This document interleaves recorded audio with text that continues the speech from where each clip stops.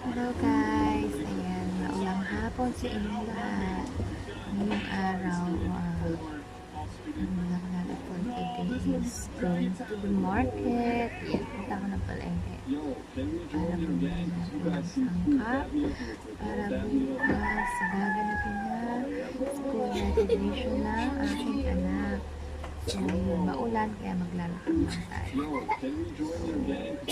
Ano guys, tara, punta natin ng palengke. Let's go! Ayan guys, pupunta na tayo ng palengke. Lakad-lakad ng palengke.